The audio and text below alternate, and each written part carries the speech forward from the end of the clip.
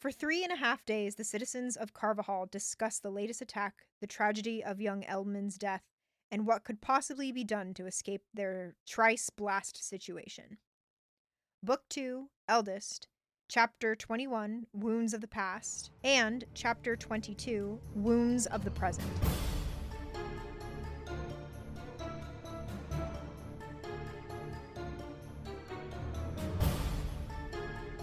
Welcome to Aragon and Back Again, a podcast where we explore Christopher Paolini's inheritance cycle chapter by chapter. I'm Lucy Hart. And I'm Darien Smartt. And I nailed it that time. You crushed it, Luce. The listeners don't know that. I edit out all the struggles. I was just we very sound happy. so smooth. I was very happy with that. Sorry, guys. Last time Lucy read the intro, so many let's times. say Darien did a lot of fancy editing. It was bad. It was bad, y'all. I don't know what was bad. going on. It was bad. Anyway. It's kind of bad. I'm glad we're back to Roran. Roran. Roran, whatever. Listen, 13-year-old Darien would not believe that the Roran chapters would ever be her favorite. Yeah. Like, she would be shocked to be like, wait, this batch? Like, I'm like, yeah, listen, I don't know what's happening right now with Aragon. It's going to switch. But, like, the tension. We are for sure. constantly, I can feel, like, Paolini's doing such a good job He's doing such of a the good tension job. and the atmosphere in Carvajal where Yes. we're constantly, like, he is, like, he's structured these original like Roran chapters so well that I feel like we're constantly just waiting for something to go wrong. Yes. You're constantly waiting for for things sure. to pop off. You're constantly like, well, no, they have a plan. What's it gonna work? How do Yeah. we save the kids? Oh no, the last plan went Yep. down. What's gonna happen? Like constantly, he has so successfully crafted this Yes. energy that every time I go back to the Roran chapters, I'm just like on the edge of my seat. Oh no, my boy. Yep. Yep, for sure. Absolutely. Before we get into all that, Yes. Lucy, Yes. do you have a spark of inspiration? It's kind of a spark of inspiration. Okay. Trying to think of how it would be a spark of it. Just rekindling my joy of Lord of the Rings, I love that. I'll say. Because Yeah. I just, or I'm just thrilled that I read the book. So I don't know if anybody knows, the Shire game came out, Yes. Tales of the Shire. Mm-hmm. And I am absolutely in love with that game. And it's so cool because it is set 20 years before Frodo's adventure. It's when Gandalf is on his way to the Shire to celebrate Bilbo's 111th birthday and Frodo's 30th birthday. And Oh my god, I'm older than Frodo. yeah, and Frodo doesn't go on his big adventure until he's 50 or like 50, Yeah. like 1 or 2 or 3 or somewhere in there. So this is like that because the game opens up with Gandalf picking your character up on his way to the Shire for the birthday. Aw. It's really cool. But then you're planted in this. It's not Hobbiton, which I think is where Frodo and Bilbo and Sam Gamgee all live. Uh-huh. This is I can't remember. Bywater. It's Okay. Bywater. So you're in Bywater. You befriend like all the Cottons. So like Farmer Cotton and Rosie Cotton, Sam's Oh. future wife. Rosie. Yeah, and you befriend like there's the Sandyman, which is the miller, which I think we talked briefly about. You get the Green Dragon. You're like that's like the tavern you can go to and hang out. Uh-huh. And so there's all of these like comebacks. They talk a lot about this land used to be like men used to be here, and they set up watchtowers. And there's even like a broken down watchtower up on a hill. Uh-huh. And also the size differences are great. Hey. Because there's also a dwarf who lives in the village. She's a blacksmith. She's great. She's got Fun. a full on beard. I Good. love her so much. Neffy, she's always whenever you first talk to her and she goes at your service, and I died because I'm Aw. like yes. But she's taller than all the hobbits because course, because dwarves she's a are dwarf. taller than hobbits. Yeah. And then Gandalf comes back, and it's so funny because he's standing in the square of all the hobbits, and they like barely come up to his knee. It's just wonderful. I love it so much. It's just a really charming game, and they like dropped. I just found I found a Dunedain medallion, Uh-huh. and it has like the sword. It's like a pendant with a sword on it, and it's look at the Hey. hilt, and I'm like ah. So it's like I'm just having a blast playing this game. It's like all Yay. these like little nods towards the book, and I'm like whoever did this like really loves Lord of the Rings. Yeah. And I can tell, and it's just I'm like talking this whole time, and I'm grinning from ear to ear You because are, I'm just yeah. it's been such a pleasure to play, and it's the whole game premise is this. You make meals for your friends, Mhm. and that's how you befriend people. Is you make meals for them. That's how you become my friend. Yes. You made me And food. We're friends It's now. also like how do you unlock like certain aspects of the game? It's like well, you increase your heart levels Mhm. with all these people. by making them meals and inviting them over for meals or going to the Green Tavern and having meals. And it's Yeah. just you gather all these ingredients to make the food for your friends, and they all have different cravings. So one Mhm. might be craving something salty or sour or bitter or sweet, and you have to make that specific dish for them. Mhm. It's just really cool. I've I really love enjoyed it. It's been that. very, very, very fun. Very much Yay! enjoy it. That's so good. I'm so Yes. happy. Yes, it's very good. How about you? Do you have a spark or a I do. geode? This one, so I have a spark. It's Yeah. yeah, I just finished an audiobook this week. I finished it within 24 hours. Ooh. One, because I listen to books at 2 times speed, and at work I can kind of just be listening all day long. But Yep. also it was really good. And when I got home Wednesday night, I didn't want to do anything else. And Wednesday had been a hard day at work. Yeah. So I just kind of got ready for bed, and I just did my PT stretches, and I just hung out in my room listening to this audiobook. Oh. It is Camp Damascus. Ooh. Camp Damascus by Chuck Tingle. Yeah. Lucy, Yes. does the name Chuck Tingle mean anything to you? Vaguely. Vaguely. It's So- ring. The bells are The ringing. bells are yes, it is probably an author. It's a pseudonym that you've encountered on line, probably attached to some of his most known texts, such as "My billionaire triceratops craves gay ass." Bisexual Mothman mailman makes a special delivery in our butts. Trans wizard Harriet Porter and the bad boy Parsaloporus, an adult romance novel. Oh my goodness. You gotta send me these. Oppressed in the butt by my inclusive holiday coffee cups. Oh my goodness. This is this author's vibe. I love that. You understand why it's a pseudonym. Yes. They have never revealed. Here's the one picture we have. They appeared at a convention, looks like WonderCon, and they just wore a pink hood, like a bag over their head. They cut out holes for their mouth and also sunglasses. But they are stories mainly take the form of monster erotica. Primarily author of niche gay erotica. Oh my God. That's Chuck Tingle's vibe. Like that's Yeah. the thing. These early, the ones I was reading date back to like 2015. I love And they that. expand all the way through like this year. He still writes these things, Yeah. right? But over the last 2 years, Mhm. he's started releasing formally published novels Oh, cool. that are not in his like niche chaotic Yeah. gay erotica Yeah. nonsense. They are actual like queer horror works. Oh, cool. And so my friend Kelsey recommended Bury Your Gaze, which is Yeah. the second one that came out last year. Yeah. I read that, liked that a lot. It was really like enjoyable, the plot and the mystery. Yeah. But Camp Damascus is actually I don't know if maybe it's the first one that's actually like this kind of like, oh, I want to write like a real book. Yeah. Kinda.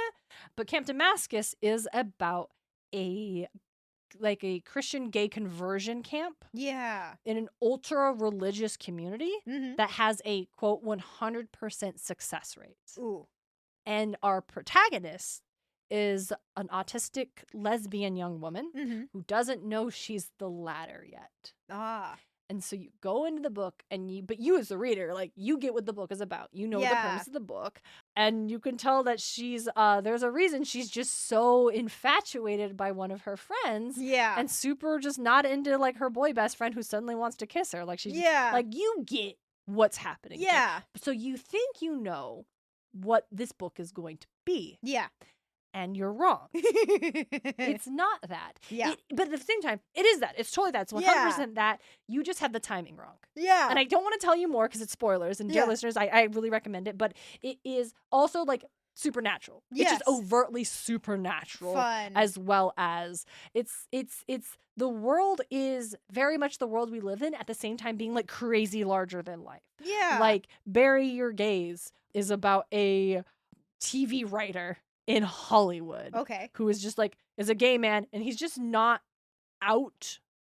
He is Yeah. out. He has a boyfriend. He's dated many men in his life. His best friend is Ace. Like they talk about this Yeah. all the time. He is out in Hollywood, but he's not like fully out publicly. Yeah. Even though he just writes queer horror and that's his niche, but Yeah. like he's never come out before because the things that happened to his past have like traumatized him from Yeah. being fully out and open. And that's super fascinating as like the structure of this character in this world.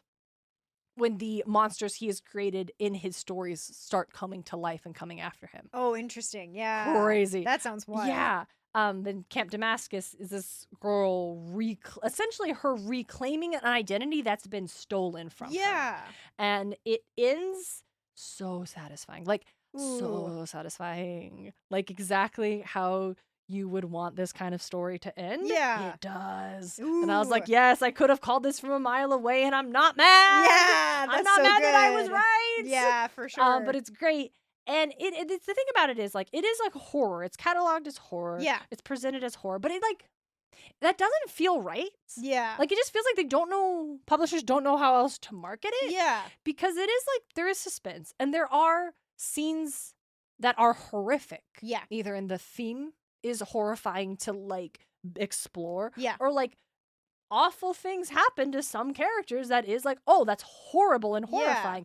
But I've read and listened to, like, horror books before. Yeah. And it's not scary. Like, I was never like, I was like suspenseful. But so what I'm saying is, as a certified scaredy cat myself, if you're someone who's like, ooh, Camp Damascus, Barrier Gaze, like, I'm really into this, like, I would love to explore, like, this, like, queer lit outside of, like, romance only spheres. for sure. Like, but I don't really do horror. For sure, babes. I do recommend these. Yeah. I would not call them horror. Yeah. There are suspenseful moments. There are horrific storytelling elements. Yeah. But, like, I think, again, certified scaredy cat, I highly recommend. But yeah, Spark of Inspiration, Camp Damascus. It was just great. I immediately, when I finished it, I just wanted to listen to it again. Yeah. Even though, like, oh, that was, like, a lot. That was emotionally, like, so hard for this character to go through. But I liked her so much. Like, her name is Rose Darling. Yeah. And I liked her so much. I just wanted to keep hanging out with her. Like, I wanted to, like, just spend more time with her and just be with her head longer and in her life. Good. There were 3 people waiting. It was Libby. Yeah. So I was like, I have to send you back to the next person so they can enjoy this too. His next novel, Lucky Day, literally just came out this month. Ooh. I didn't realize, I knew it was coming out, but I didn't put myself on the Libby notification for when it was released. So by the time I went to check, it was already out and it's a 14-week wait. Oh no. So I'm on the wait list. I'll get it eventually, but I have to wait so long. Yeah, but for I'm sure. very excited. But yeah, highly recommend. Buried Gaze and Camp Damascus, both are really cool. There was super neat storytelling themes. Like, when you see, like, oh, this is what's going on, you're like, oh my gosh, that's so creative and interesting. And the ideas and the themes and the metaphors that these story things represent. Ooh. Choice. Yeah. I also don't think Chuck Tingle is one person. I think it's a Goosebumps situation. I think it's a bunch of writers who are our friends who got together and it's like, let's write some crazy ass nonsense together. And that's not just because he's written a lot of stuff. It's because there are some experiences that are so true to being an ace person or a lesbian girl that I'm just like, how do you know, Chuck Tingle? How did you get this so right? And I know these are not only experiences, but they're just so on the nail. Yeah. Like, I don't know. You may also be familiar for growing up in a religious family and then being like, don't look at boys. You can't have a boyfriend yet. No dating until you're married. Da da da. And then all of a sudden, one day, it's like, well, who do you like in class? Don't you have a boyfriend? All your other friends have a boyfriend. Are you going to? And it's like, I'm sorry. I thought we didn't do that. Yeah. And you were giving me gold stars for not being interested in the boys and not being, quote, boy crazy like my other friends. But now all of a sudden, it's bad and I'm weird for not liking boys. And I don't understand why this happened. And it's crazy. And it's like, oh, you're gay. Like, that's why it was so easy for me to be like, yeah, my parents don't want me to do it. That's fine. That's totally normal. I don't wanna. Yeah. Because I was gay, so it was super easy. And then all of a sudden you're supposed to like boys now. It's like, but I don't. Yeah, but well, there's actually, something hold wrong on. with you. It's like, no, there's not. There's something wrong with you. Yeah. Anyway, so that's like in the first chapter, and I'm like, too real. Too real. Chuck, no. Charles, Mr. Charles Tingle, how dare you? But yeah, that's my spark of inspiration. Camp Damascus was Love really that. good. I just really liked this character. Just overall book good, but particular inspiration. Man, I want to write characters that people feel sad to say goodbye to. Yeah. And when they're done with the book, they're like, God, I just want to hang out with my friend again. Not even because like the story was good or the adventure was fun, but just this character in particular just felt like my friend. Yep. By the end of it. And I was sad not to have another book for me immediately to get to keep spending time with her. That's almost how I felt. You can cut this. This No. is almost how I felt with She-Ra at the very, very end. Yes, I'm like, I would like to hang out with this group again. I would still like to hang out with this group, though. Can we just once a year at the holidays just get together? I just miss you. That's definitely how I felt with them. Yep. I'm like, they all came so far, and I'm glad it was a happy ending. Yes. But I'd like to see them live. Yeah, I'm not saying I want more show. Yeah. I just want to spend more time with my friends. Yeah, just watch them grow and just be like, I'm so proud of them. Yep. Like, yeah, anyway. Okay, let's get into it. Yes. Wounds of the past. Things in Carvajal are growing more dire. With dwindling options, Roran proposes sending the children and the elderly members of the village into the spine. Sloan rejects the idea entirely, but the rest of the village eventually gets on board. When Sloan storms out, Roran, who still hasn't told him of his and Katrina's engagement, goes to Katrina to ask her to also leave Carvajal and go into the spine. Though initially resistant, Katrina eventually agrees, on the grounds that Roran never asks her to leave again. Wounds of the present. On the morning of the evacuation, Sloan discovers Katrina's plans to go into the spine and doesn't take it well. Roran intervenes and reveals their engagement. Sloan takes this even worse, forcing Katrina to stand her ground and choose her fiancé over her father. The emotional whiplash results in Katrina staying behind for a day, where Roran and the others escort the children into the spine. Yep. Damn. These chapters. Yeah. They're really well named. They're really well named, and I think they're really heavy. I feel like you summed up Wounds of the Past like pretty on point. Thank you. Like it's really like not a lot happens, but that's it. One of the things that I want to draw attention to is tensions are so high. It says that like yes, I love this passage. yeah, in the space of a word, friends turned against friends, husbands against wives, children against parents, only to reconcile moments later in their frantic attempt to discover a means of survival. And I'm just like, that's got to be so heartbreaking. And I think like I don't want to go too off the rails, but it's very Lucretia. Spoilers. Yes. Roran is Lucretia, like seeing the people he loves and the town he loves tear themselves apart with like this fear and guilt and this crisis they cannot hope to overcome. Yes. And so then I think that's why he's desperate, because like you said, the leaders kind of get together again and they're going over the same argument, and that's like Roran says, like, do we fight? Do we flee? Do we surrender? Yeah, like what do we do? What I like is like he says, he's like, he heard all of this before. And like before, Loring's proposal, because he's the one that suggests to kill them all right now. He's like, we can just go kill them all right now. But we as the readers know the Razak will kill you because they are not human. Yeah. Like they will wipe you out by themselves. Except I don't think they can. Yeah. I think the Razak, because if the Razak could, they would have already. That's fair. That's really, really fair. I think they are powerful, but we've seen them be in the fight. We've seen them be defeated. They're very coward. Yes. You know, yeah, you know what? I'm putting stock in their like superhuman strength, but I think they're overall cowards if they're not fighting on grounds that they feel comfortable in and know they're sneaky, right? Yeah. They'll attack from the shadows, but when faced head on, they'll run. Yes, like I think if the Razak, do I think the soldiers in the Razak probably could take the village right now? Yeah, I do. I think they totally could if they just stormed the village. But it would come at a great cost, and the Razak themselves would be in major danger. Yes. If they physically went in. Yep. And they, like you said, they're cowards. Yep. They won't do it unless they have a guarantee of their own safety. Yep. So I think that's what it is. Like if the villagers did go and jump the soldiers in the night, I think you're right. I don't think there's a win scenario because the Razak do have, but I think what would happen is they would kill a lot of soldiers. Maybe one of the Razak gets wounded enough and the Razak just flee. Yeah. And the villagers are able to take the soldiers. But like, what does that doesn't solve the problem in the end. Yeah. I think they even talk about they've lost 11, but we've lost 12 and I'm caring 12. for another 9 wounded. Yeah. And that's the thing. It's like, oh, we outnumber them 10-1. But we've lost the same amount of men, but we have like injured men. Like, what do you think's going to happen when more trained soldiers are going to come? Exactly. But no, Roran is desperate. Roran Stronghammer. Yeah, Roran Stronghammer. He's got a new nickname. And that's we kind of explore that a little bit too, is the village is more apt to listen to him. And it's either out of awe, respect, or fear, because he's killed the soldiers with the hammer. And so they've given him the Roran Stronghammer. Aragon Shadeslayer and Roran Stronghammer. And I don't know if we ever have had Aragon reflect on whether or not he likes the Shadeslayer title, but Roran does say the name pleased him, which is good. It should. You earned it. You're a folk hero now. Yep, for sure. And that's the thing. I'm like, there will be songs and stories of Roran Stronghammer if they make it out of this. If they make it out of this alive, for years and years and years, for sure. And I think because you could very have Roran be like, oh, he didn't like the name, he didn't like the attention. Yeah, but that's not the kind of character Roran is. Yeah, it's like, also human. It's also human, right? Yeah. It is he doesn't want to be on the world stage. Yes. He just wants to be a farmer and he wants to marry this woman he loves. He wants to live this simple life that was promised to him. Yep.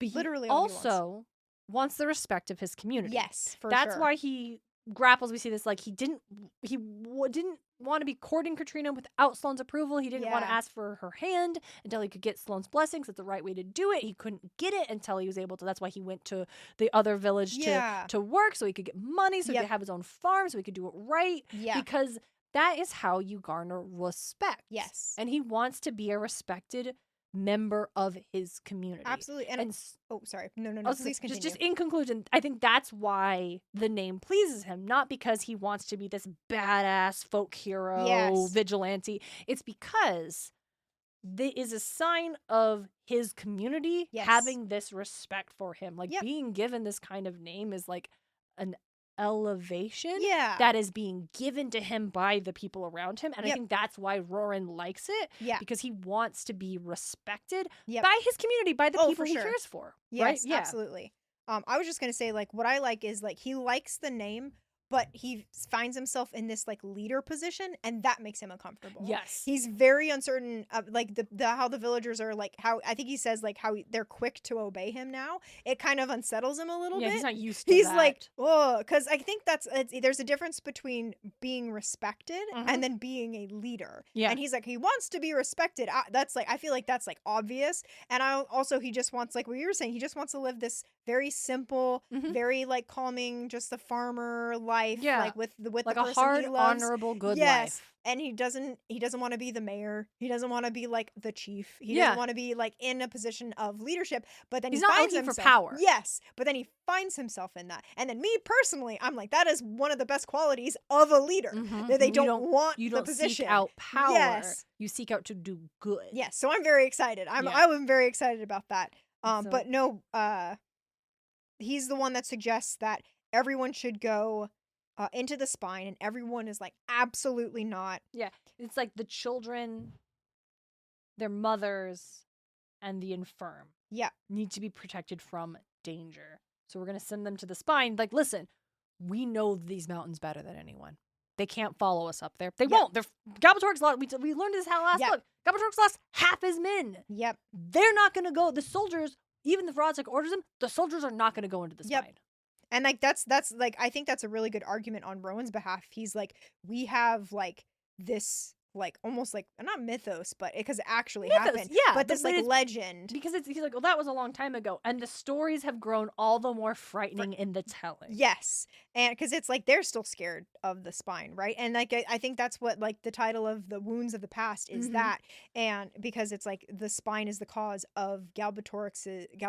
Almost not fear, but, like, greatest failure. Yeah, where he lost so many men, and then Warren's like, they're not going to follow us. They're not going to follow us. And everyone's a little skeptical about it. None more than Sloan. None, and that's like Sloan. We find out that though he was put off balance by Sloan because he's like, absolutely not. No sane man would send his family among those.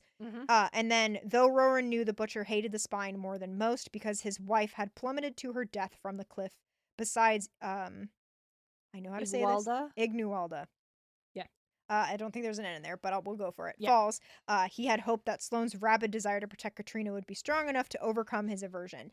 And I think that's also wounds of the past. It's like the wounds of the past that could help them via Galbatorix, but also the thing that's holding Sloan back is the death of his wife. Yeah. And Roran is like, this is the right thing to do. Yes, he is like, when he says it's to protect the children, legitimately it is. He's not just using this as like a cover where he doesn't really care. Yeah. He also wants to get Katrina out of here. Yep, He 'cause- wants to keep her safe. That Yep. is his big reason for Yes. pushing this as a plan. But also, it will legitimately protect the kids and protect the Yeah. people who can't fight. Yeah, because he was heartbroken when the boy died. Yeah. He was heartbroken, and it's like what I like is Rowan Elmond. Almond, yeah, he gets so into it, he gets so emotional. It's like though Rowan did his best to fight it, he could feel tears flood his eyes. It's for the children, he shouted Yeah. angrily. And I think it's So- that. Like that. and he's like even like he pleads to like one of like his father, like the Yes. kid's father's here, like Delwyn, I know it's cruel of me to say it, but if Elmond hadn't been in Carvajal, he would still be alive. Surely you must agree this is the right thing to do. You have an opportunity to save other parents from your suffering. Mm-hmm. And Bridget, do you want Norvafel to share his father's fate? He has to leave. Can't you see this is the only way he'll be safe? It's for the children. Yep. He gets super like, and like he's like, it's described as he's dragging himself. Because he's got a pretty bad limp right now. leg, and yeah, his calf's exactly. still pretty messed up from And all this. so it's this desperation, but also his passion, and like his desperate passion to protect those who are innocent and cannot protect themselves for the most part. Yeah. That he's like they need to go. Yeah, because he's like literally like, but this even let's say Katrina's not on the picture. Yes. I think Roran still has. Oh, this he plan. would. I think he still pushes Absolutely. it because it is the Right thing to call. do. Oh, for sure. And Delwyn's father is like, I'm not gonna leave as long as my son's killers are here. But you're right, the other children need to go. Yep. Bridget agrees. Horse is like, I don't like it, but considering the circumstances, we got to do this. And I like Balder saying, Roran is right. We can't allow ourselves to be blinded by fear. Most of us have climbed to the top of the falls at one time or the other. It's safe enough. Mm-hmm. And of course, Horst is like, absolutely not. Or This Sloan. is terrible. They're gonna get eaten by they'll fall. And again, it's his fear of the spine, of the falls in particular, because that's where his Yes. wife died. Like you Yes. said, wounds of the past. But it's what Baldur just said. We can't let ourselves be blinded by fear and not take a reasonable, logical risk Yep. to do the right thing. And Sloan is refusing to do that, so much so that he says this thing, and I'm like, that is insane for you to say here. Yeah. Like at the end where they're like, so they start asking, like, then what do you want us to do? Yeah, I don't that's know, not this. Sorry. Do you want- I just no, no. I just want to highlight it because he starts going like, I think he does make a good excuse. I think he does make a good point. He's like, how will they stay warm if how will they eat? They can't light fires. They'll be seen if they're, he's worried about this. And I think I'm like, those are valid, but he's letting it overcome him because and those are just his own excuses for Yeah, not wanting to and do then, it. like- The real reason is he's afraid of the yes, spine. exactly. And Roran says like, if we all help, they'll have plenty of food. Fires won't be a problem if they move further back into the forest, which they must do anyway because there's not enough room. And Sloan is just excuses, justifications. What would you have us do, Sloan? Not this. Then what? It doesn't matter. Only this is the wrong choice. You don't have to participate. Nor will I. Proceed if you want, but neither I nor my blood shall enter the spine while I still have marrow in my bones. What an insane thing to say with Yeah. Bridget in the room. Yeah. Yeah. This is the thing where I'm like, oh my God. Yeah. Sloan, that's like, as long as I have marrow in my bones, like that could just be a thing. Yeah. Except for the fact Yep. that Bridget's husband was killed and then his bones, Bones were cracked open. so the Razak could eat the marrow. Yep. That is a specific and pointed thing that he Yep. is saying intentionally to resurrect the memory of this incident. I would rather suffer this fate than let my family go into the spine. Yeah. Which is To Bridget, wild. who has just said, I'm willing to send my family into the spine Yep. so we do not suffer the fate of my husband. Yes. Like, I think this is Sloan. He does not view himself as part of the village. He is Yes. not willing to put his fears aside to do their greater good. In fact, he is willing to resurrect their fears. And like, Roran just kind of did the same thing. Yeah. Where he was like, if your son hadn't been here, he'd be alive. Do you want your child to suffer your husband's fate? But Yeah. he's not. He even acknowledges, like, this is an awful thing to say. I don't mean to say this, but this Yes. is the reality of it. Yes. This is Whereas Sloan is throwing this pain up in the air, where he's being rather flippant about this in Yes. his own fear, in his own wounds, and is just not being willing to overcome his own fear to even like consider this as a plan. Because he's Yeah. right. He points out like these are problems, Yeah. but the thing about the problem is what everyone else does when he storms out is they sit down and they start to strategize. Yes. They come up with a game plan. They come up with the solutions to those Those problems. two, exactly. And I like Roran is, as Roran saw it, Sloan was endangering Katrina through his own pig-headed stubbornness, which is, And then he thinks to himself, if he can't bring himself to accept the spine as a place of refuge, then he's become my enemy, and I have to take matters into my own hands. And I'm like, woof. Ooh. Yep. And then he does. So Sloan storms out. And then Roran goes straight to Katrina. Well, first he makes sure that where Sloan is at. Yeah, he not makes sure. sure. And for a second, you think that maybe he's gonna go talk to Sloan and tell him. I thought he was gonna go hey, man, chat I'm with engaged. Sloan, like, but I no, gotta he's tell like, you something. "You're not at home. Fantastic. I'm gonna go talk to my." Because what he just said, I have to fiancé." take. I don't think I can trust you to help me protect Katrina the way I believe is the right way to protect Katrina. So he goes to Katrina and tells her, here's the game plan. No, I haven't talked to your dad yet. By the way, I would really like it. I do want you to go with the kids to the falls. I want you to go to the spine. And I love this whole interaction where she's like, first of all, my dad has forbidden me from going to the spine. I haven't been up there in 10 years. And also, how can you suggest I abandon both you and my father? This is my home as much as yours. And why should I leave when Elaine, Tara, and Bridget will remain? And later on, she's like, how could I stand? I would be ashamed to stand before the women of Carvajal and call myself your wife. Like, there is a lot of, in the Roran chapters, it feels so tangible of social expectation and honor. Yes. And where your place is in your community. And I really like this interaction because Roran isn't just being like, Katrina, no, you're a woman and you're weak and I can't see harm fall to you. Which, like, he doesn't want to see harm fall to her. He loves her. Yes. But, and she points out, like, oh, no. Other wives are staying. Other women are, it's not even a question that these women are staying. So why the hell are you trying to send me away? And he has a valid reason. The Razak are here for me. And I would not have you harmed because of that. As long as you're in danger, I can't concentrate on what has to be done defending Carvajal. And I think that's what makes it not just, oh, Roran's falling into this trope of like, I need to protect my woman. It's like, he's like, no. They're here for me. If they weren't here for him, if they were here for like Baldur or something, I don't think he'd be as adamant. Like, he'd want to protect her. Yes, for sure. But I don't think he would be like, he would prefer it if she were in the village, but he wouldn't dare ask that of her because he knew she would never leave. Yes. And I think that's a big, he knows this about her. He's been in love with her for years. They've been in love for years. He knows her. He knows. But he's asking because he himself is a target. Yes. And the people that have been hurt have just been happenstantial. They haven't even been connected to Roran except for the fact that they live in the village. Yeah. But he knows that people were telling the Razak some things about him that some people were talking. Because they questioned Katrina. And they questioned Katrina about where he's at. She is of a higher risk. And he knows that if it came to standing firm and defending Carvajal or running to Katrina and letting the village fall, he would choose the latter.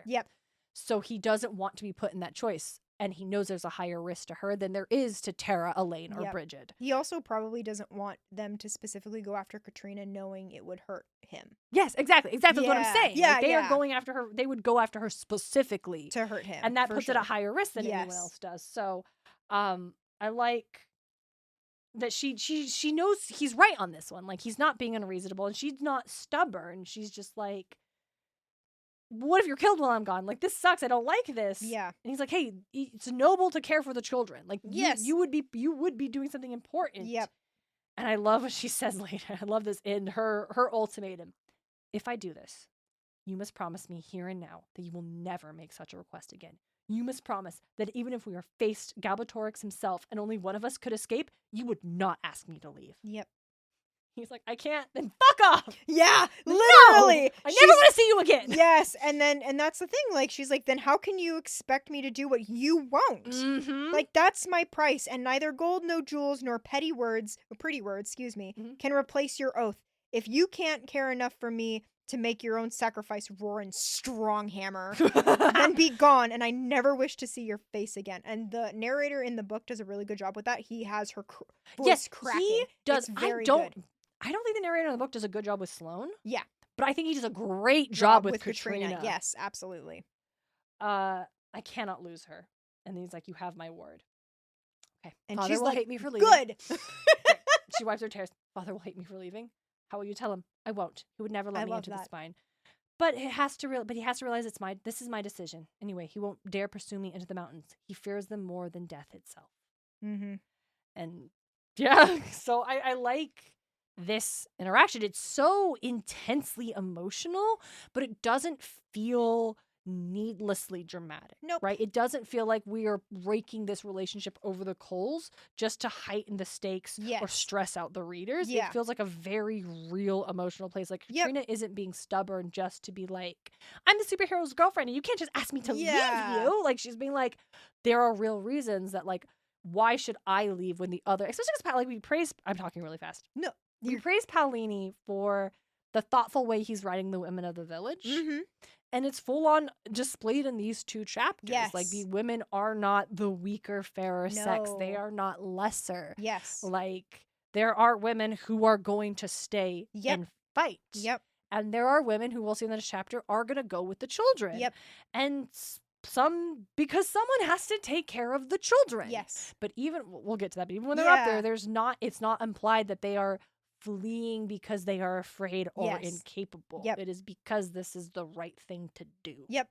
And I do like one of the things that she does is like, while she's gone, if when the time comes, come to return, I expect you to have already spoken to him about our engagement. So she's like, I'm gonna leave and you're never gonna ask me this again. And by the time I get back, you've talked to my dad about our engagement. Yeah.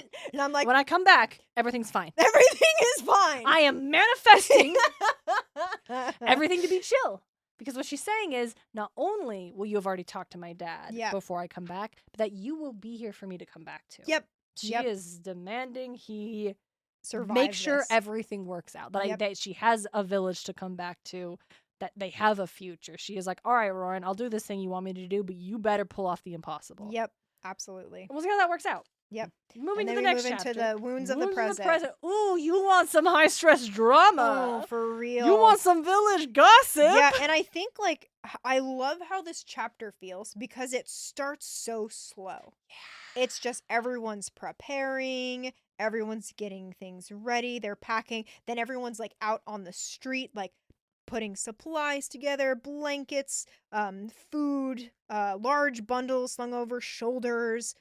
They're just like, I don't know, it just has this like slow start to it. And then in the middle of discussing with Loring the possibility of possible need for extra shoes, Roran stopped as he noticed Sloan standing at the entrance of an alleyway, which is like foreboding as hell. And he's just staring and judging, being, I can't believe everyone's doing this stupid plan. Like he's very clearly like disapproval of this whole thing. So much he hates it all. And then he sees Katrina, who has just put a pack on. Yep, and it's like you can't really deny that. Not just like, oh, she can't pretend like she's just here to help. Yep. She's very clearly leaving, and he, as I said, doesn't handle it well. No, he explodes. He grabs the pack, shakes it violently, shouting, "Who made you do this?" He twists it, rips it off her back, and Roran comes running. He threw himself at Sloan, tore him from Katrina, shoving the butcher in the chest so that he stumbled back several yards. Stop. I'm the one who wanted her to go. Yeah, because Sloan, not only does he, throw the bag, he grabs her and starts dragging her away. Mm-hmm. And Rowan's like, no. No. Yep. And Katrina's an adult. Yes. We know Roran's 19. Yeah. We've never gotten Katrina's age, but we know she's older than Aragon. Yeah, I think I've always pictured them as the same age. Same age, or maybe a year or two off, older, younger, or something. Mm-hmm. So yeah. But around she's the same age, not for sure. a child, No. to be very clear. Yes. This is not a parent with their 12-year-old being like, you can't make this decision. Yep. She is an adult woman. Sorry, go on. Oh, I was just going to say, I do like that she fights him. Yeah, she's like, no, I'm going to go. I'm going to help the kids. And so when Roran's like, hey, I asked her to go, he says, you have no right. This is where we get into the social and cultural roles and gender nuances that are at play here. Mm-hmm. Because no one else intervened. No one else stepped forward. No one else protested, because Sloan is her father. Yes. Katrina, he has every right to forbid Katrina from going, even though she's an adult. Yep.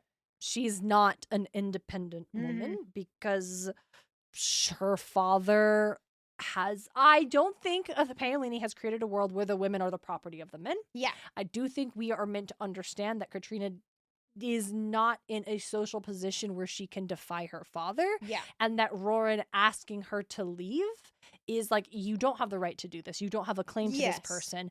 And so Roran has to demonstrate, no, I do. Yes. By announcing in front of everybody. And he, with like, the worst situation. I know, and I was going to say, like, this was not what he wanted to have a one-on-one with Sloan, and now is announcing it to literally everybody.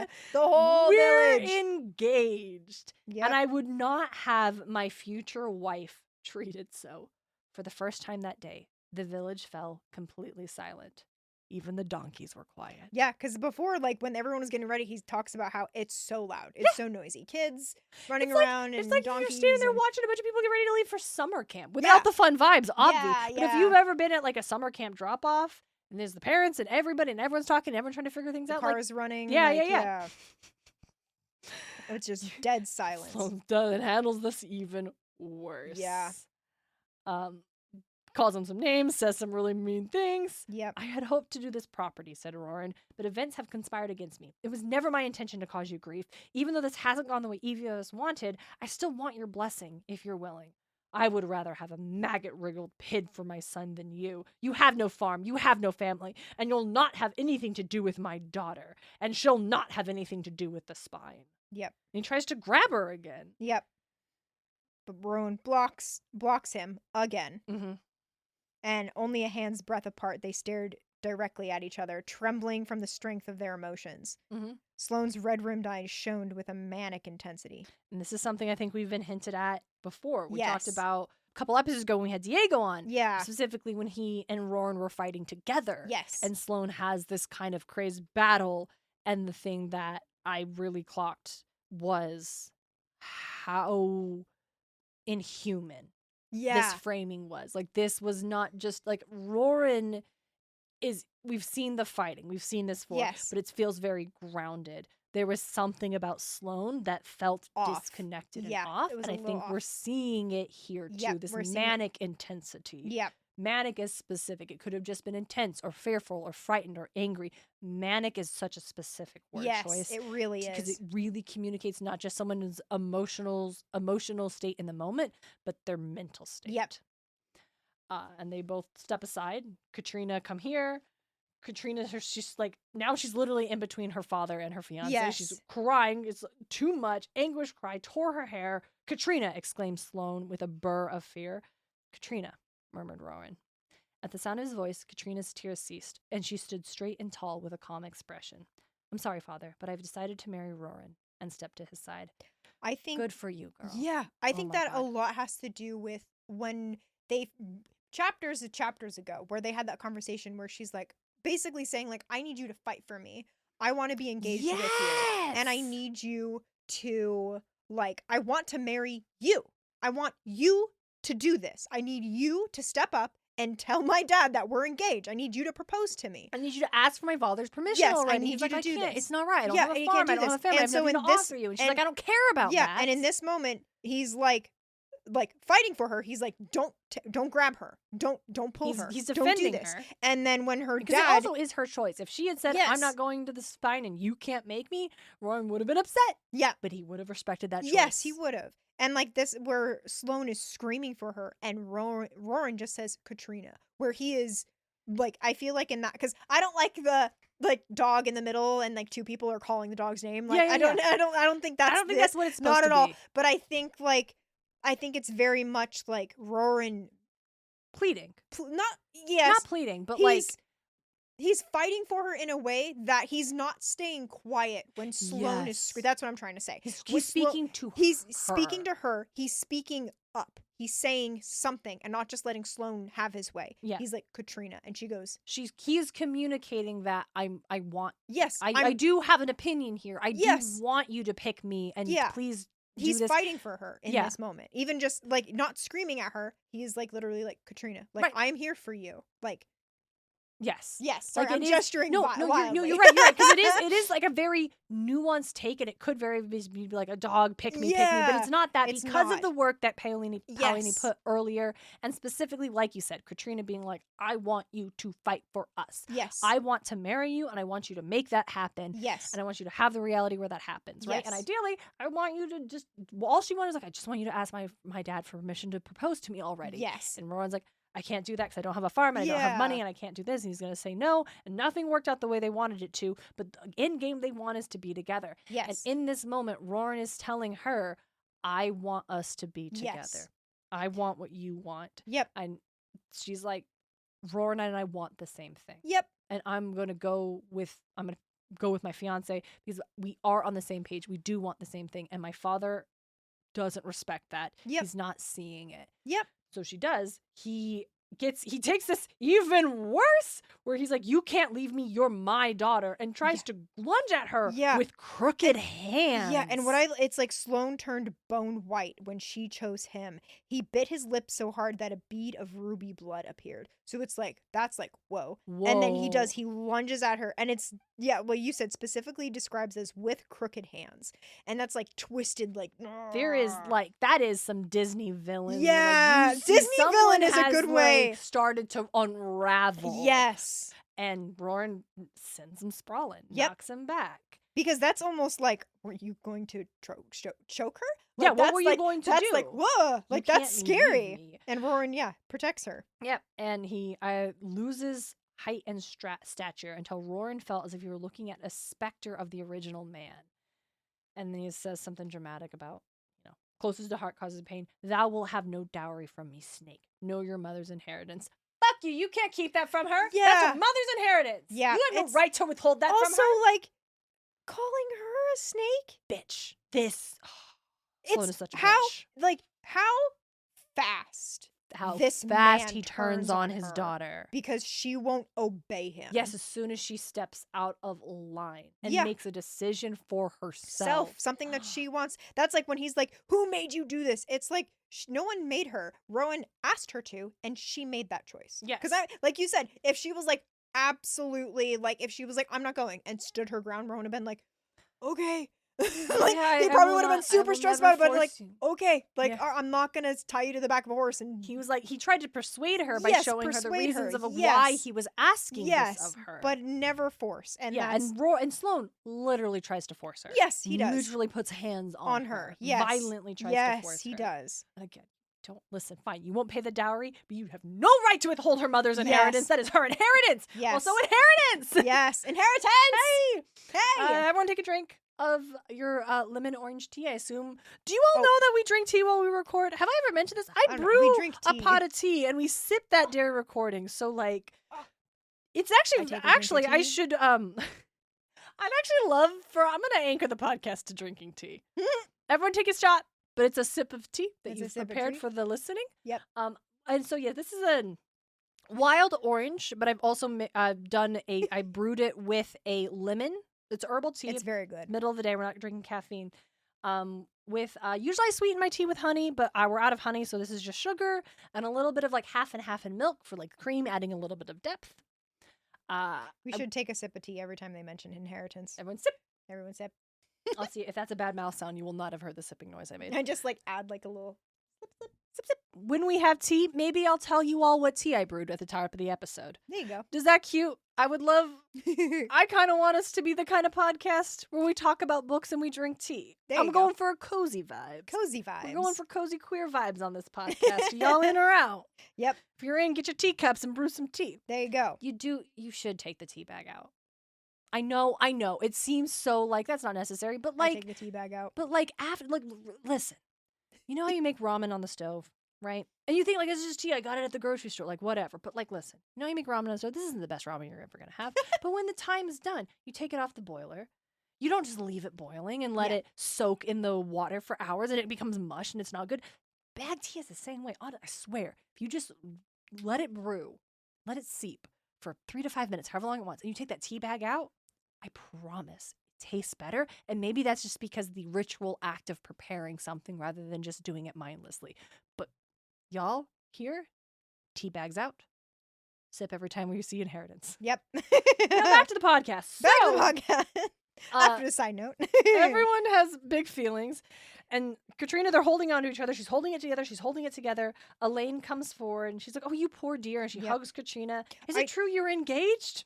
She nods. Oh, sorry, go on. No, you're good. I'm like, I also like that while they're hugging each other, like, people in the crowd, like, come up to them offering condolences, advice, congratulations, and disapproval. So it's not like everyone's like, you suck. It's a kind of mixed bag, like, oh, wow. which I think is also very, like, true life accurate. Yeah, exactly. So- everyone's gonna have an opinion. Yes, Which is so what I like really Roran like was that. scared of. That's why he's so Yeah. wanting to do it the right way. So that's like we talked about. He wants to be respected. That's Respected. why he wanted to do it the right way. Yep. Because everyone had the same opinion. If you did it the right way, it's the respectable thing to do to be Yep.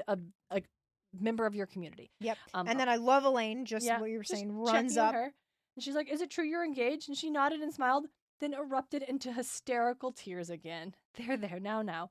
There now.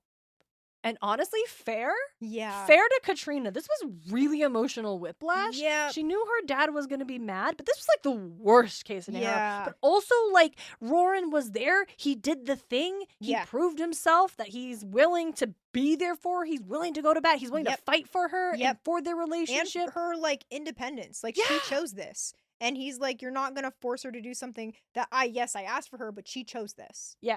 Who forced you to do this? He's like, I didn't force her. I asked this Yep. of her. Yep. And she has chosen it. And you Yep. can't, like, it's so much where she's like so upset about her dad reacting so badly. And so she just disowned her in front of everyone and the trauma of that. But the man she loves was there for her the whole time. And it's like so many feelings. So, of course, Katrina's going to have a breakdown. Yeah. Roran got to have one a couple chapters ago. Yep. Katrina gets to have one now. Yes. Everyone takes a turn having a big feeling. Yes. Agreed. I'm not gonna criticize ladies for crying when No. it is time to cry. Yes. Katrina's no, had been through a absolutely. shit ton. Yes. She gets to cry. And so Elaine's like, all right, we're gonna go back to the house. Ron's like, I'll come. No, you No, won't. you won't. You got stuff to do here. Katrina just needs some space. She needs Yep. some time to process. We're gonna have some talk. And I like that Elaine's like, and by the time that you get back, she'll be ready. She'll go up tomorrow. It's Yep. a hike up into the mountains. Like she will be fine to go by Yes, herself she just, tomorrow. I like, or she Roran will needs a take her up moment. there tomorrow. Like Yeah. she just needs to get to calm down and process. Yes. This was a lot. She needs to have a long cry. Yep. And have a big glass of A big glass of water. And just have a good sleep after Yeah, that cry. good And she'll be sleep. okay. Yep. She's A gonna be good okay. sleep Just in let a her bed. process. She'll be good. So, I like it's all crazy. It's so crazy. The Balder comes up and he's like, "How you feeling?" And this other dude comes up, Lauren comes up. He's like, "That was a blasted fool thing to do. But I hope you and the girl have the best of luck." Yep. Thane rolls by and makes a snide comment. "Fuck you, Thane. You're Yep. not helpful."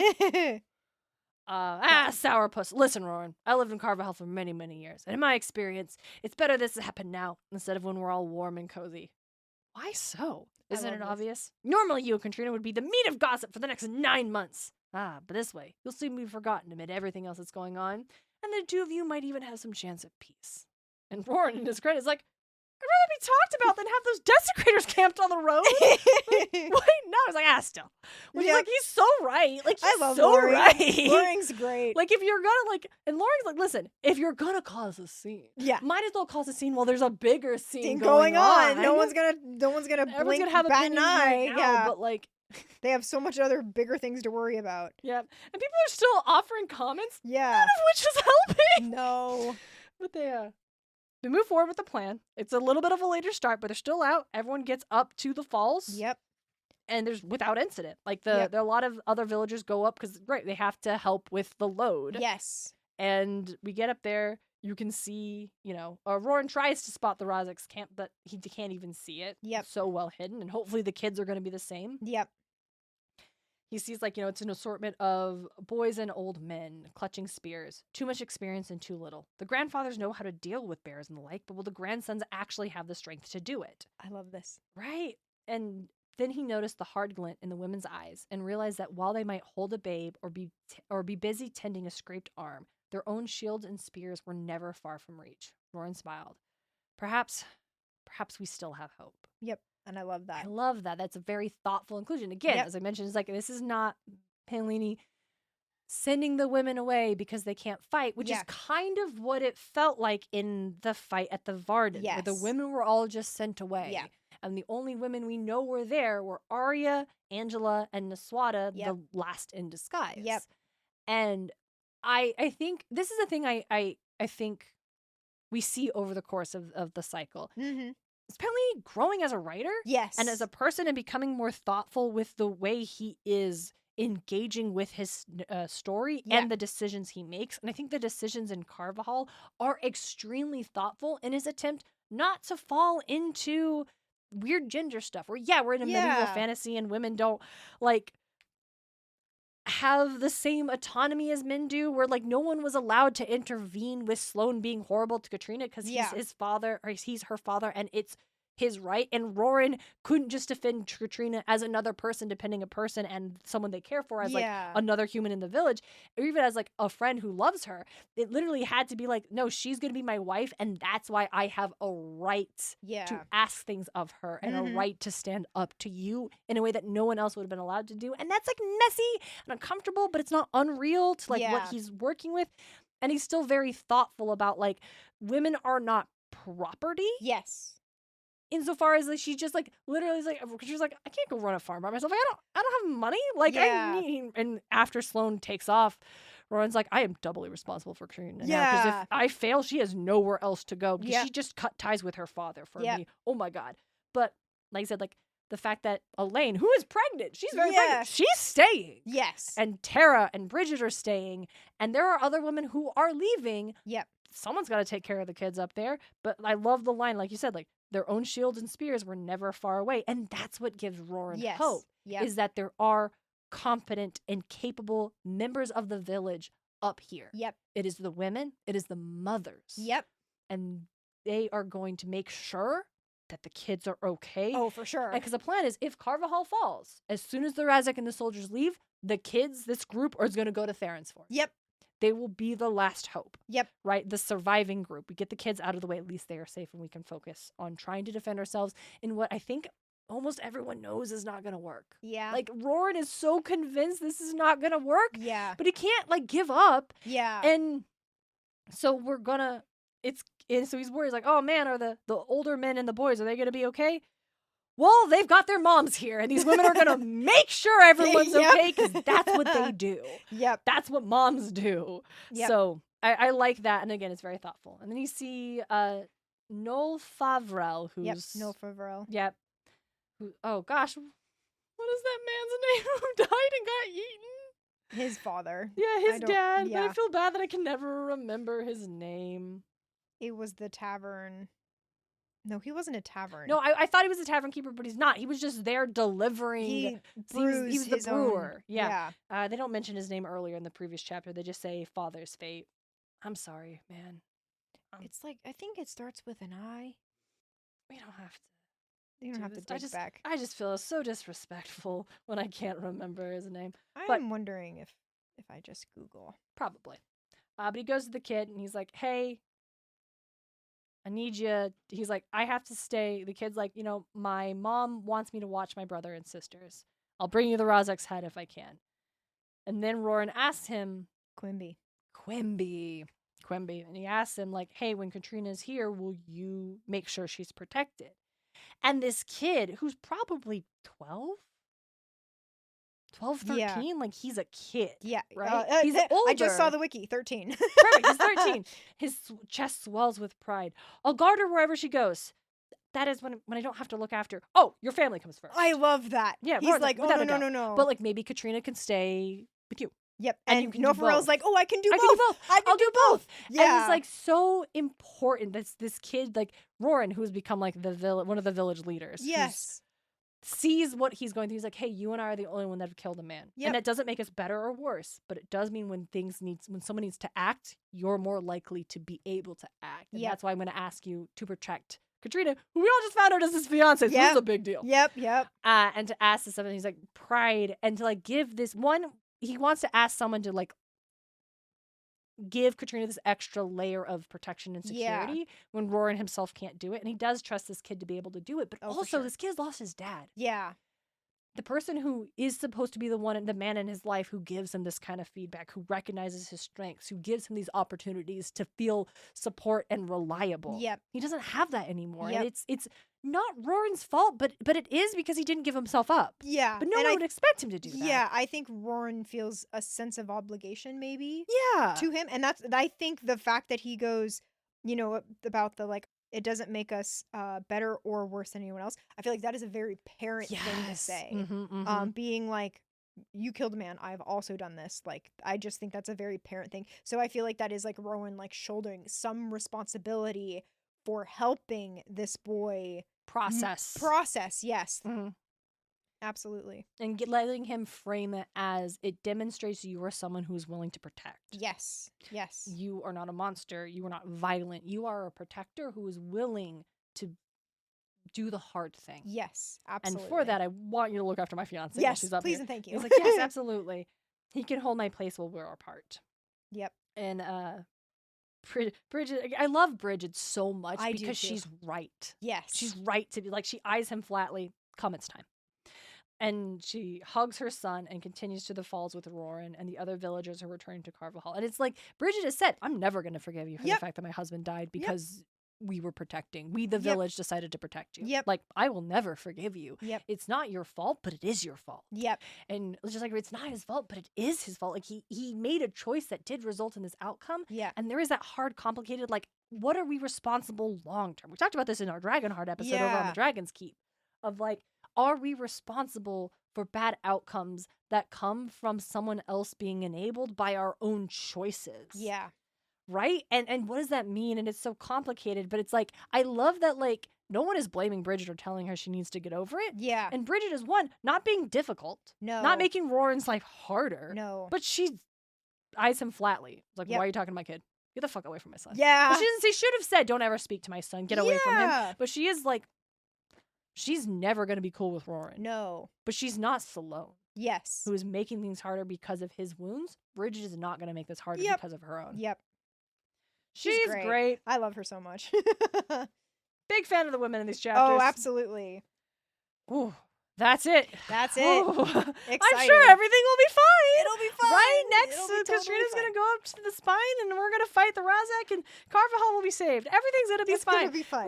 We're how many like pages? A quarter of the way in the book. The printing of the book I have, we're at page 190 and this book has 600. Yeah, I'm at 190 as well. 668 pages. I'm sure everything's going to be fine. For Carvajal.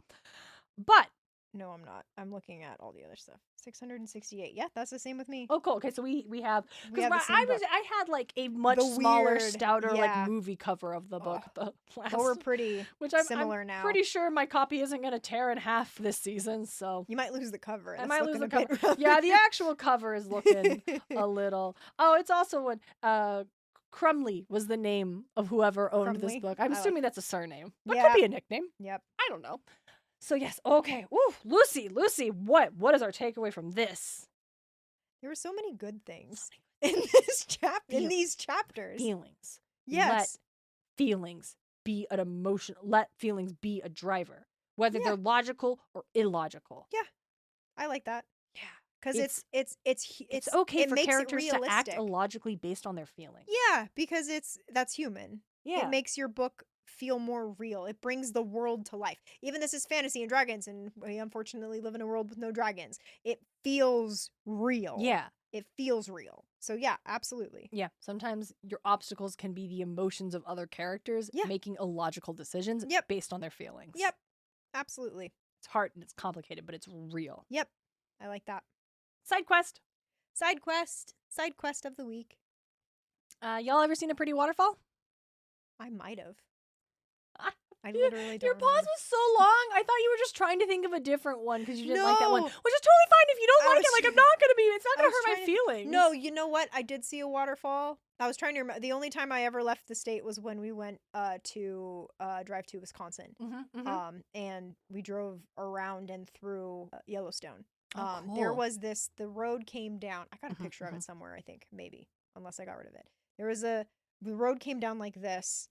and it was like curved down and then down this hill, and then along the road like this was like all these like um it was close to the hot spring. You know Ooh. that what color those rocks turn? Like Yeah. the orange, white, blue kind of thing. There was all these like layers of rocks, and it was all like coming down the rock. And then like when you got down enough, that was still there, and then there was some coming off the wall next, like the cliff next to us too. Mhm. It was really cool. Man, I haven't thought about that in years. Yay. So it was kind of like a waterfall because Mhm. the water was falling, but not like a gushing Yeah. waterfall. It was very cool. Hey, Lucy, real quick. You mentioned, because your framing device for the intro to that story was like, oh, I've only left the state like once. I do just need to clarify, like, Idaho has waterfalls. Oh yes, Like, Idaho, that's fair. Like, Idaho That's fair. has waterfalls. Okay, let's say I there's a haven't few- traveled like at all. There's like actually some notable cities named after their local falls. Idaho Falls, yes. Yeah, Twin Have Falls. I seen that? Have I seen I might have seen Twin Falls too. Shoshone Falls. I've seen Shoshone Falls, and it is great. I don't know. It's all of those trips happened so long ago. For sure. I don't remember. I just really needed to But clarify. yes, I was about to talk that's about fair. the waterfalls I've seen in our very state. That's fair. That's fair. I don't travel like at Yep. all. So I'm like, I had to really think. I'm like, where are waterfalls? Because they all like Yeah, fair. I only thought of the big trip in like, that was like middle school. No, that was high school. That was like early high school. Anyway. No, for sure. regardless. Yeah, because mine are like Shoshone Falls is really cool. Oh, At yeah. the Idaho History Museum in Boise, there's a really cool interactive display where you can crank the water up and down. Cool. Because it's like depending on the water flow, what the falls looks like. And Yeah. sometimes it's totally dry, and sometimes it's super gushing, and there's even Yeah. like a rainbow. Yeah. And that's cool. I also really like the falls in Twin Falls. There's Uh-huh. two of them. You get into Twin Falls by driving across a massive canyon. This Mhm. long bridge over this Yeah. wide canyon. There's a golf course down there, and you can see the falls. And it's really cool. It's very like nerve-wracking. Because on one hand, you kind of just want to stare out the window. On the other hand, you're afraid you're gonna drive right off of it. Yeah. You're not careful. But my family was in Twin, so I've seen it quite often over the last Yeah. few years. So yeah. Tell about your waterfalls. If you want to, on obviously Spotify and on Instagram comments, you can't leave images, but in the stories, I always post on the day after episodes go up, is because day episodes go up is when I post our writing tip Yeah. image, and the next day is when I post the side quest, and that one I shared to the story, and you can share pictures to story, I'm pretty sure. So if you have cool waterfall pictures you want to share with us, that's the best way to that do would it. be cool. Or you can email us at aragonpod@gmail.com. There you go. That's always open. Yep, for sure. I totally forgot in the last episode, y'all. I want to do some, speaking of people reaching out to Yeah. us, let me back to Aragon. Yeah. From episode 45, The Shadows Lengthen, comment from Oh. Kiki. You mentioned it, but the pause and tension leading up to the battle at the end of Narnia, Ah, The Lion, the Witch, and the Wardrobe is just breathtaking. It was yes. life-altering for little kid Kiki. Yep. Good. Yeah. Very good one. And then another one from Kiki, the last episode of the Aragon season, episode 46. I loved Aragon. It truly shaped me as a person, a reader, and a writer. It's such deep and impactful, and I didn't realize how much my writing was similar to old Chris's. This book plunged me into my love of fantasy, and specifically dragons, into a lifelong love and affinity for both high fantasy and dragons. If I were to get tattooed, it would be for this series. Hey, Kiki, what tattoo would you get? Elaborate. I definitely have rose-colored glasses for this series, and your pod has actually helped with that. Critique your darlings. It's important. Thank you, Kiki. It Yes. is important. Yes, it is. Yes, for sure. You should be, to quote Anita Sarkeesian, you should be critical of the media you love. Mm-hmm. That helps you understand why you love it. Yep, for sure. It is deserving of that. Yep. Good things deserve worthwhile, strong critiques. Yep, absolutely. Jumping over to from our past side quests, asking about like, hey, what's your family like crest? Yeah. Tim O'Connor from Stand By Line podcast said a tree. Unless I'm looking at the wrong O'Connor, in which case it's a knight. I know that. I can see the struggle of that one. Yep. And since it came up in this episode, I want to read this comment. Yeah. This came from Allie a while ago. And I'll just read their comment and you'll understand what I mean. Okay, perfect. I just listened to the latest ep and wanted to say that I also had a visceral reaction as a 12-year-old to reading about someone's bones being cracked open and the marrow eaten. Yep. And it has stuck with me ever since. When I reread Eldest, I was like, oh, that part is coming up. Cute to know it was a communal experience, even as messed up as it is. Yep. Like, For real. Hilarious but traumatic. Like, Yes. Even Dalton, our buddy, who's been a spark of inspiration many times, Yes. said, yeah, no, same though. Also had Same that vibes. visceral, Same oh my vibes. God, what the fuck? Yep. Which is great because I feel like that's exactly what Paulini was going for, and well done. Well done. Well done.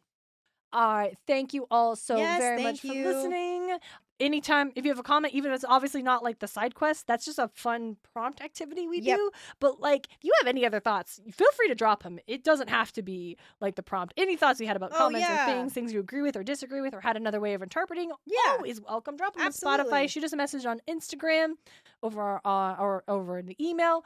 Or if you'd like to get more Aragon and Back Again, you can join us on Patreon. Yes. Free members get access to outtakes, which is a lot of interacting with cats, being kind of goofy, or anytime we tangented off into a spoiler conversation that could not air on the spoiler-free podcast. Yes. That goes in the outtakes and gets marked accordingly. So if you're also spoiler-free, you can still listen to the outtakes because I mark when they are going to become spoilers. Yep. So that is that for you. Absolutely. Or if you're like, hey, this is great, but I want to hear more dragons, Yep. you can join us in the Dragon's Keep. Yes. Also over on Patreon, and for $5 a month, you get access to our bonus episodes. Yes. Where we talk about other dragon media Yep. outside of the inheritance cycle. Let's see, what are some of the things we talked about recently? Talked about Sleeping Beauty. It's funny that when you asked me that, my brain goes completely blank.